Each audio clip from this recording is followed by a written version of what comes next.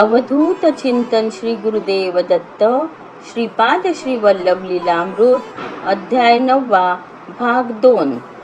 श्री काशीनाथ पंडितजींनी श्रीपादजींच्या विषयी देवरायला असणारी भक्ती व श्रद्धा पाहून त्यांच्या लीला सांगण्यास सुरुवात केली। वत्सा देवराया, लोक कल्याणासाठी कलियुगात मानवाच्या उद्धारासाठी मनुष्याच्या रूपात अवतार घेतलेल्या श्रीपादजींची दिवसेंदिवस वाढ होत होती। सुमती राजशर्मा दाम्पत्याने श्रीपादजींच्या वयाच्या 5व्या वर्षी अक्षर स्वीकार महोत्सव करण्याचे निश्चित करून माघ शुद्ध पंचमीच्या श्री पंचमी दिवशी पादगया क्षेत्रात महोत्सवाची तयारी केली। पिठिकापुरात ब्राह्मण, क्षत्रिय, वैश्य, शूद्र यांना आपापल्या वर्णाश्रमाप्रमाणे भोजन व सत्कार यासाठी आणि भिकाऱ्यांना, पीडित रोग्यांना, याचकांना अन्नदान व वस्त्रदानाचा प्रबंध केला। स्वामीजींच्या अक्षर स्वीकार महोत्सवाच्या वेळी कुंडलीमध्ये केंद्रस्थानी गुरु, विद्यास्थानी शुभग्रह व एकादशस्थानी रवी असताना अशा दिव्य सुमुहूर्तावर सर्व देवतांची पूजा करून श्रीपादजींच्या वयाच्या व त्यांच्यापेक्षा थोड्या लहान मोठ्या बालकांबरोबर गणपती व सरस्वतीची प्रार्थना केली। पिठिकापुरात सुप्रसिद्ध गुरु श्री नारायण पंडितांनी श्रीपादांना आपल्या मांडीवर बसवून चांदीच्या ताटात मोती ठेवून श्रीपादजींकडून सोन्याची लेखणी हातात पकडून ओम नमः शिवाय सिद्धम नमः असे लिहून अक्षर स्वीकार केले। सर्व बालकांना पाटी, लेखणी, गुळडाळ्या, मिठाई व अन्य खाऊ वाटून वेदशास्त्र पंडितांकडून श्रीपादजींना आशीर्वाद दिला। राजशर्मांनी सर्व पंडितांचा सत्कार करून त्यांना संतुष्ट केले व प्रत्येक पंडिताच्या मागणीप्रमाणे त्यांना नाराज न करता दान धर्मही केला। श्रीपादजींना गुरुकुलात विद्याभ्यासासाठी पाठवले।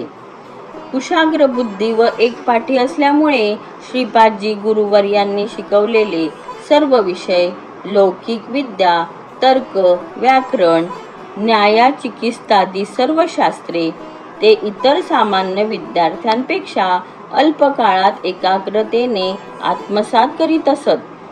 स्वतः ग्रहण केलेले ज्ञान सह अध्यायींना सहजतेने शिकवित असत। श्रीपादजींच्या 7व्या वर्षीच त्यांनी सर्व विषयात अतिस्पष्ट, अतिसरल ज्ञान प्राप्त केले। त्यांना शिकवणारे गुरु श्री स्वामीजींची प्रतिभा पाहून अनेक प्रकारे त्यांची प्रशंसा करीत असत।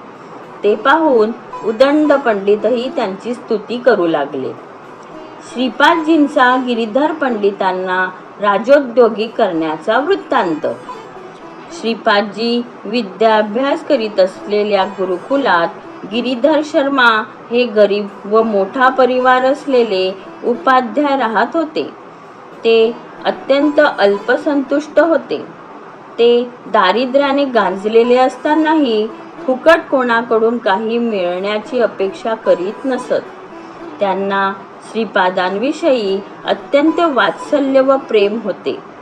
त्यांचे धर्माने वागणे व देवभक्ती पाहून संतुष्ट झालेल्या स्वामींनी त्यांना हर प्रकारे सहायता करण्याचा संकल्प केला।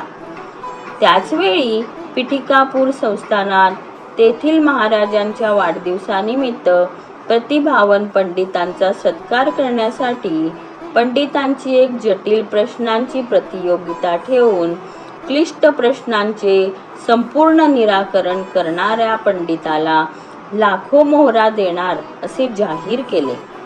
त्याप्रमाणे प्रतियोगितेस सुरुवात झाली। अनेक पंडित प्रश्न समस्या पूर्ण करून उत्तरे काव्यामध्ये गुंफून महाराजांच्या दरबारात हजर होत होते। त्यावेळी गिरीधर पंडितांना सुद्धा सभेत जाण्याची श्रीपाद स्वामींनी विनंती केली। गिरीधर पंडित वात्सल्यपूर्वक म्हणाले, श्रीपादा, मला काव्य रचना करता येत नाही रे। त्याशिवाय तेथे अनेक महान पंडितांच्या समोर त्यांनी विचारलेल्या प्रश्नाचे विवरण करावे लागेल। जे मला शक्य होणार नाही. स्वामीजी म्हणाले, हे पंडित गिरीधर गुरु, माझे म्हणणे ऐकून घ्या. राजाने दिलेल्या जटिल समस्येचे उत्तर पूर्ण करून त्याचे अत्यंत अद्भुत असे काव्य भूर्जपत्रावर मी लिहून देईन. ते घेऊन आपण महाराजांच्या सभेत जा. गिरीधर पंडित घाबरून स्वामीजींना म्हणाले, बाळा श्रीपाद श्रीवल्लभा, तू तर अवतार पुरुष व लोकांच्या उद्धारार्थ जन्मलेला आहेस. तू लिहून दिलेले काव्य मी सभेत वाचू शकतो, परंतु काव्यावर सभेमध्ये अनेक प्रश्न विचारले जातील. त्यांचे समाधान मी कसे करू? स्वामींनी गिरीधर पंडितांना आपल्याजवळ बोलावून तोंड उघडण्यास सांगितले व त्यांच्या जिवेवर महासारस्वत बीज लिहिले व म्हणाले, गुरुदेव, आता आपण कोणत्याही प्रकारे पंडितांच्या बरोबर वादविवाद करून सभा जिंकू शकता. मात्र मी दिलेल्या मंत्राविषयी कोणाशीही चर्चा करू नका. असे सांगून गिरीधर पंडितांना महाराजांच्या दरबारात जाण्यास प्रोत्साहित केले. श्रीपादजींच्या आदेशानुसार गिरीधर पंडितांनी महाराजांच्या दरबारात जाऊन श्रीपादांनी सांगितल्याप्रमाणे महाराजांना काव्य ऐकविले. ते काव्य ऐकून महाराजांनी गिरीधर पंडितांची खूपच वाहवा केली. सभाजनांनी काव्याबद्दल अनेक प्रश्न उपस्थित केले. श्रीपादजींच्या अनुग्रहामुळे गिरीधर पंडितांनी त्या सर्व प्रश्नांचे समाधान केले. त्यामुळे सभाजनांनी त्यांची अत्यंत प्रशंसा केली. त्यांचे पांडित्य पाहून महाराजांच्या पदरी आस्थान पंडित म्हणून त्यांची नियुक्ती केली गेली. राजमान्यता मिळाल्यामुळे आनंदित झालेले गिरीधर पंडित राजशर्माच्या घरी आले व श्रीपादजींच्या महात्म्याविषयीचे अनेक किस्से त्यांना ऐकवून आपल्या शिष्याची प्रशंसा केली. सुमती राजशर्माचे अभिनंदन केले. गिरीधर पंडितांचे बोलणे ऐकून सुमती राजशर्मा म्हणाले, आपल्यासारख्या महान पंडिताने आमच्या मुलाची प्रशंसा करणे बरोबर वाटत नाही. आपण त्याला आशीर्वाद द्यावा.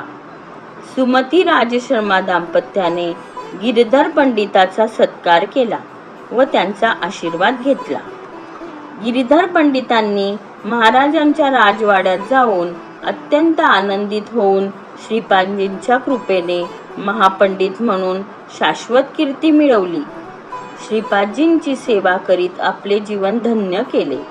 या प्रकारे श्री काशीनाथ पंडितांनी देवरायला गिरीधर पंडितांना झालेल्या अनुग्रहाचा वृत्तांत सांगितला. या अध्यायाचे भक्ती श्रद्धेने पारायण करण्याने अथवा श्रवण करण्याने दारिद्र्य निवारण, विद्याभिवृद्धी व आरोग्य प्राप्ती होईल. श्रीपाद श्रीवल्लभ लीलामृतातील नवमोध्यायात श्रीपाद श्रीवल्लभांच्या दिव्य महिमांतर्गत बाल श्रीपाद केशखंडन, अक्षर स्वीकारण व गिरीधर पंडित वृत्तांत संपूर्ण. श्रीपाद राजम शरणम प्रपद्ये. दिगंबरा दिगंबरा श्रीपाद वल्लभ दिगंबरा.